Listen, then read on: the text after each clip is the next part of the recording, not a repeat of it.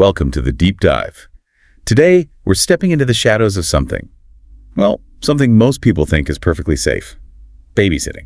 But these stories, they show a different side, a much, much darker side. Exactly. We're looking at 5 real accounts, experiences that weren't just scary, they completely changed these young people's lives forever. It's about trust and how terrifyingly fragile it can be. And how danger can hide in the most unexpected, even mundane places. These aren't just ghost stories. They're about real human threats and psychological impact. Right. So let's get into the first one. It really shows how close danger can be, like literally right under your roof without you knowing. We're talking about a 17-year-old girl. She liked babysitting, good gig in her neighborhood. She often looked after these 3 kids, Marissa, who was 8, Larry, 6, and little Alexis, only 3. So one night, she's in the kitchen trying to get some homework done, and suddenly it gets really quiet, like eerily quiet. She looks up, and the kids are just sitting there on the floor, staring at her with these blank expressions.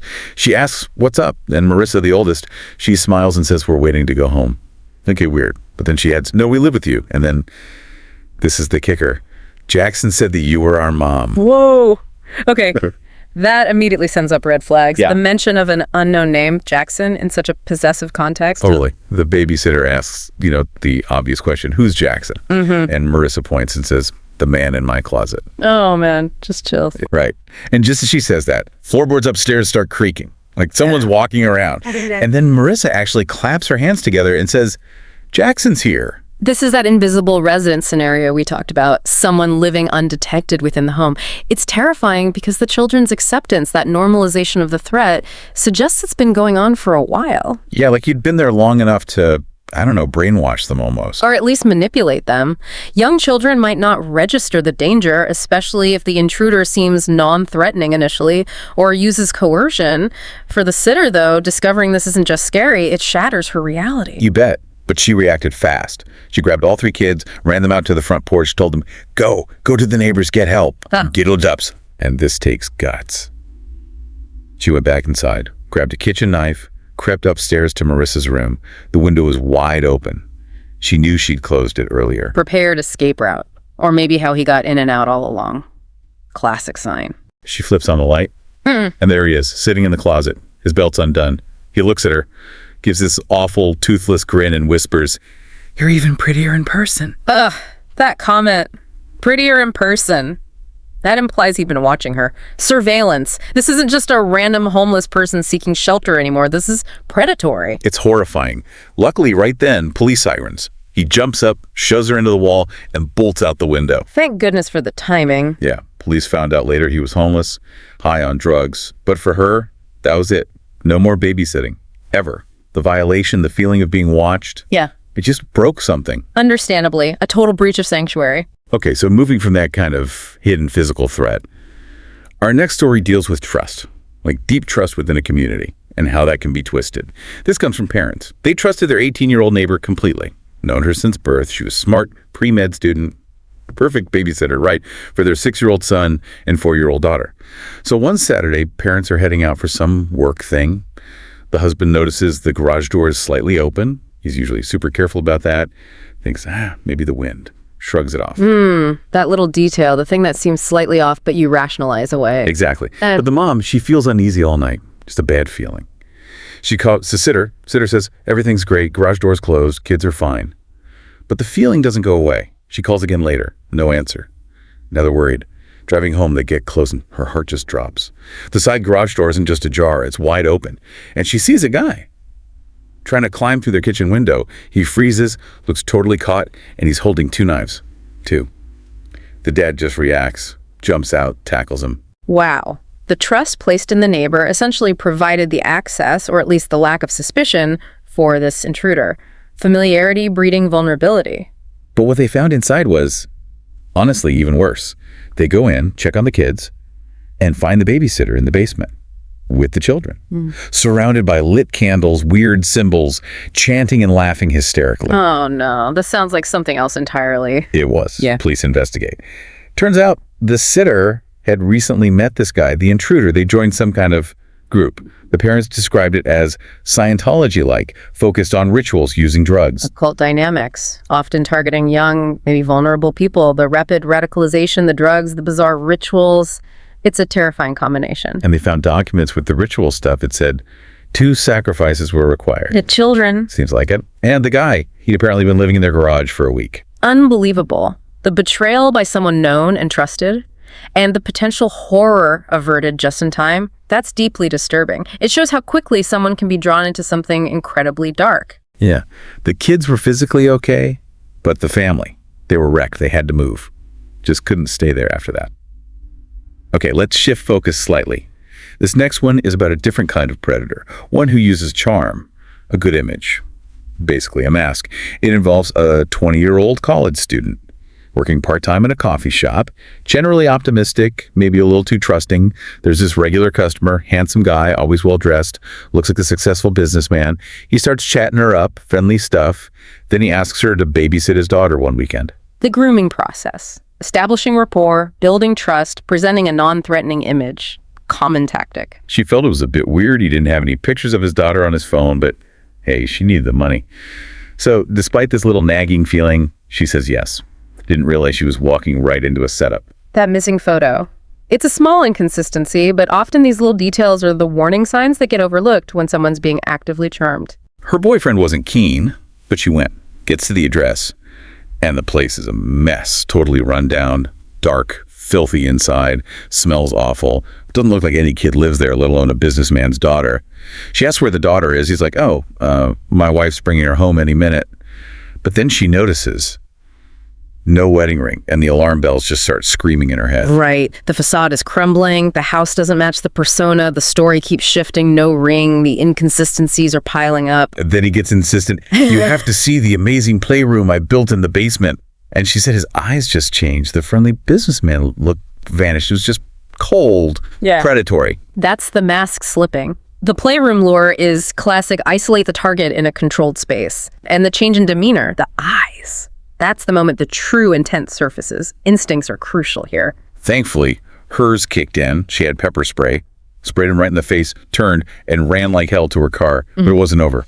She looks in the rearview mirror, and he's running out of the house, getting into his car, and starts chasing her. Stalking her afterwards. That elevates the terror. It's about control, intimidation, making sure she knows he's still out there. Seriously. Later that night, she gets a text message from him. It says, looks like I'll have to find another babysitter, followed by 2 winking emojis. Chilling. That personal threat, the casualness of the emojis, it's designed to maximize fear. That was the last straw. Yeah. She called the cops. They tracked his phone, found a dump near her boyfriend's place. And the house. Bank had repossessed it 3 years ago. He didn't even live there. A complete fabrication. The whole thing was a predatory setup. Yeah. She said the experience just broke her trust in people, made her see the monsters that are really out there. She had trouble sleeping for ages, vowed she'd never have kids herself. That kind of trauma can absolutely reshape your entire worldview, your future plans. A profound loss of faith in safety and goodness. Okay, this next one, it adds another layer. It's not just about direct danger, but how pressure, like workplace exploitation, can create these horrible situations. The story comes from an 18-year-old guy. His dad basically guilted him into babysitting for his boss, a Mr. O'Brien. The dad was desperate for a raise, thought doing this favor would clinch it. Spoiler, it never happened. The power dynamics. Using personal favors, blurring boundaries for professional gain, and the pressure falling on the son. Exactly, and the shifts were brutal, 6 p.m. to 6 a.m. Fridays and Saturdays. He said his dad worked himself ragged, looked like a hunk of beef jerky, all for a raise that never came. So the kid felt used, resentful, like a pawn. It's coercive control extending beyond the office.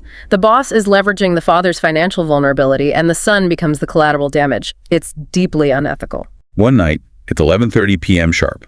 Knock at the door. He opens it a crack, sees this guy, looks like a businessman, sharply dressed, but his eyes are wild, manic. And you can see the outline of a gun in the guy's pocket. The man asks for Mr. O'Brien. The kid tries to shut the door, but the man shoves his hand in the frame, blocks it. The babysitter just freezes. He said he couldn't even speak, just managed to... Total shock. Fight or flight kicking in, but maybe more freeze in this case. He manages to grab his phone, calls his dad, but while he's on the phone, the man just smashes the door open, barges in, runs straight upstairs where O'Brien's baby is sleeping. And now the gun, a revolver, is clearly visible in his hand. He's not after the babysitter. His target is O'Brien, or maybe what O'Brien represents. The immediate move upstairs, weapon drawn. This person is at their breaking point. The babysitter does the only thing he can think of. Grabs the biggest knife in the kitchen block, runs upstairs after him. He gets to the baby's room. The man is sitting in a chair. He has the baby on his lap, and the gun is pressed right against the baby's head. Oh my God, the absolute worst nightmare scenario. The man starts talking.